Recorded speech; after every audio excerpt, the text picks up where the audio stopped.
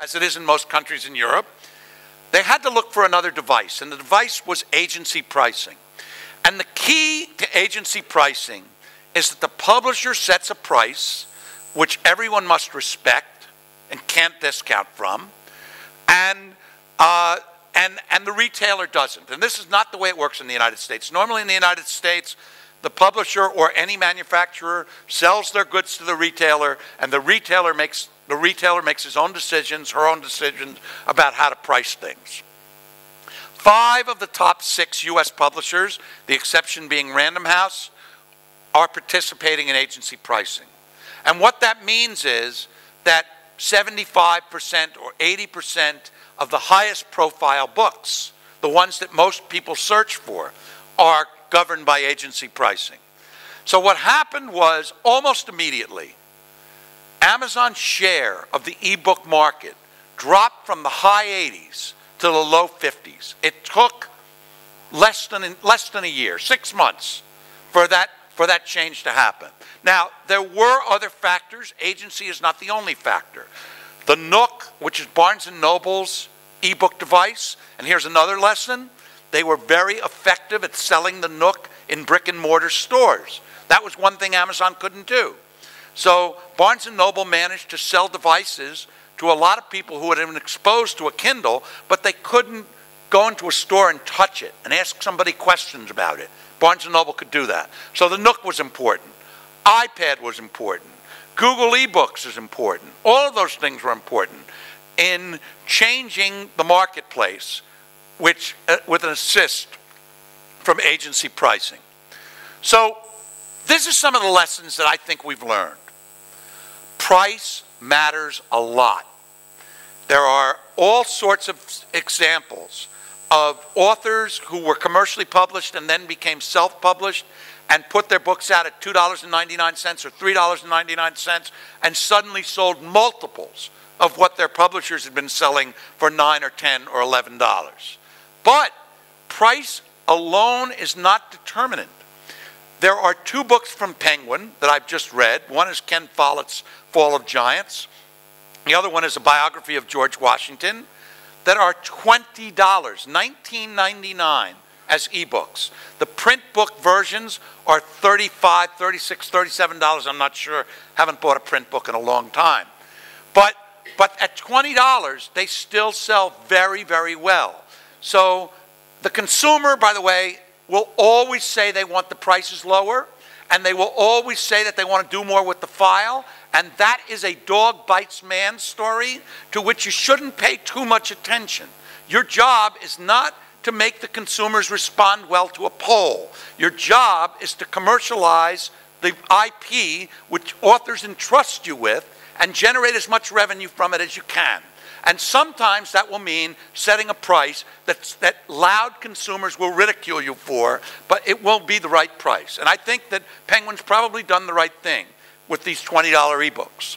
The second point is early device adopters are the heavy readers for practical reasons and financial reasons. So when you read the numbers of how many people are reading ebooks, multiply that number to get a market share.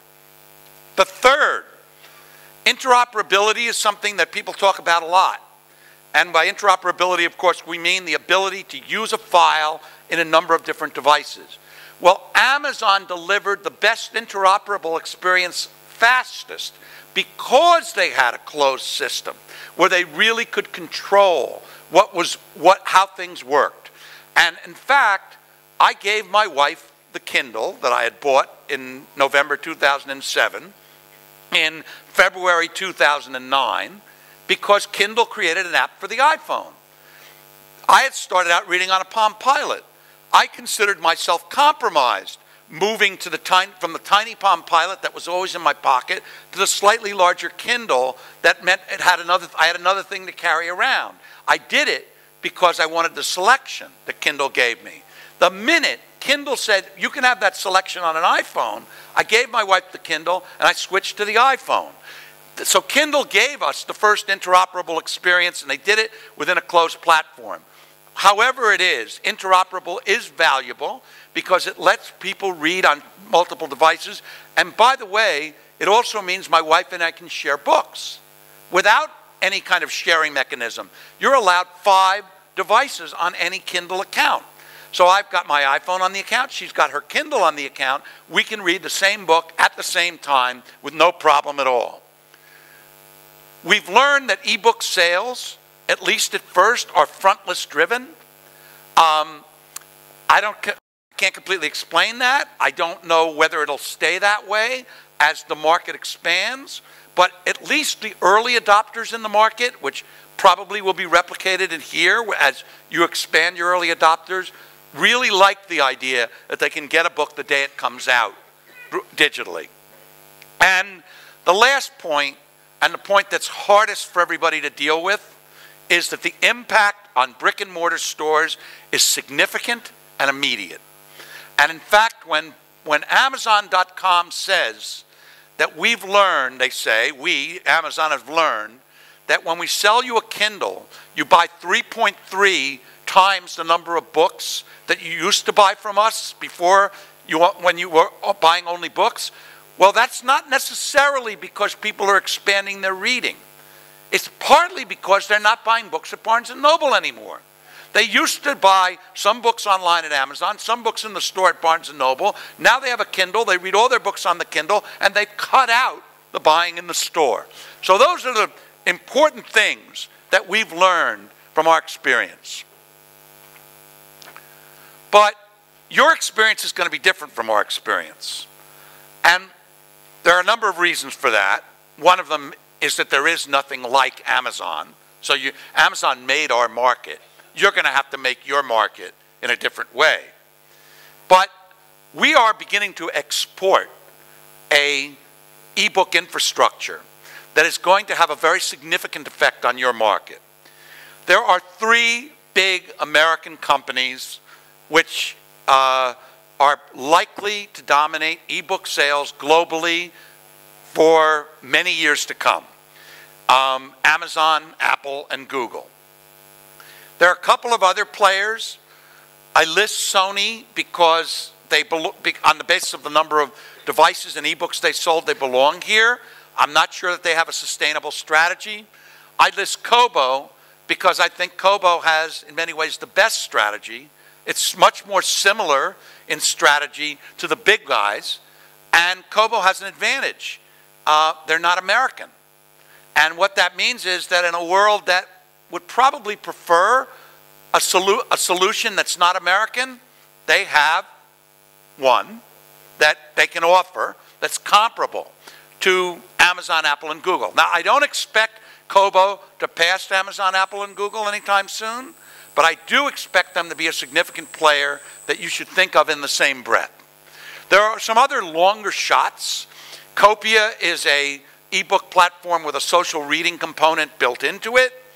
Blio is an ebook platform that's particularly useful for illustrated books, and it's come from Baker & Taylor in the United States. And we should expect that the consumer electronics players and the mobile phone players will also become participants in ebook distribution. And the last one is, I believe, a big wild card, Barnes & Noble. Barnes & Noble was right to have a brick and mortar strategy that said we will not go abroad, we will stay in the United States. And the reason that was right is because they have a warehouse and distribution infrastructure that makes all their stores more effective. And they can't use that infrastructure for stores that aren't inside the United States. So they said, we will stick to this. But they're using the same policy on ebooks, and that is a mistake, because they are wasting their effort. They are building a structure that could be employed outside the United States and isn't being. And at any moment, they might wake up and decide that they needed to go international, and if they do, they will be a significant player. They have a significant ebook infrastructure. And there are 2 companies I didn't mention, I don't have on the slide, but are important to you. And they are the Ingram Book Company and Overdrive Systems. And the reason that they're important to you is that your local retailers are going to have to start to compete in this area. And when they compete, with Amazon, Apple, Google, and Kobo. They are competing with companies that have ebooks in English and ebooks in Italian. And, by the way, ebooks in French, ebooks in Spanish, ebooks in German, and ebooks in every language. And if you don't have those ebooks in all languages, you will not be competitive. So if a local Italian book distributor or bookstore wants to capture the Italian ebook market, they're going to have English language ebooks too, and that means they can get them from Overdrive or Ingram, and I would expect that that's what's going to happen. Now, all of these players come with a sort of a set of capabilities. They source in all languages.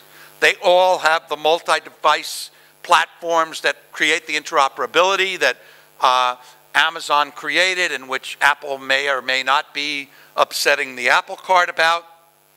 Each one is developing their own sort of apps capability, which will be fragmented compared to Google Apps, but which will be yet another reason that publishers are going to have to figure out how to work with them in order to reach their audiences with apps. And all of them have some ambitions, as your retailers must too, to control some content exclusively. Now, Amazon is the furthest advanced.